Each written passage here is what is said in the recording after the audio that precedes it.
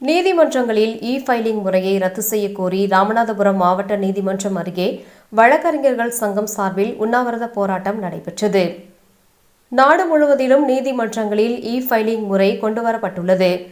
இதற்கு வழக்கறிஞர்கள் எதிர்ப்பு தெரிவித்து வருகின்றனர். இதன் தொடர்ச்சியாக ராமநாதபுரம் மாவட்ட ஆட்சியர் அலுவலக வளாகத்தில் உள்ள மாவட்ட நீதிமன்றம் அருகே அனைத்து வழக்கறிஞர்கள் சங்கம் சார்பில் ஃபைலிங் முறையை ரத்து செய்ய கோரி உண்ணாவிரத போராட்டம் நடைபெற்றது. இந்த போராட்டத்தில் செலியன் தலைமை வகித்தார். செயலாளர் முத்து துரைசாமி முன்னிலை வகித்தார். பொருளாளர் கிருஷ்ணமூர்த்தி வரவேற்புரை ஆற்றினார்.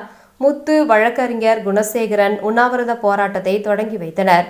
இதில் ராமநாதபுரம், ராமேஸ்வரம், திருவாடனை, முதுகுளத்தூர், கமுதி, பரமக்குடி உள்ளிட்ட பகுதியிலிருந்து 150க்கும் மேற்பட்ட வழக்கறிஞர்கள் கலந்து கொண்டனர். தமிழ்நாட்டிலையும் கேரளாவில் மட்டும்தான் இதை எங்களுக்கு ஓரளவுக்கு இன்ஃப்ராஸ்ட்ரக்சர் எல்லாமே பண்ணி கொடுத்துட்டாங்கன்னாங்க. ஆனால் தமிழகத்தில் நம்ம நண்பர்கள் சொன்னது மாதிரி எல்லா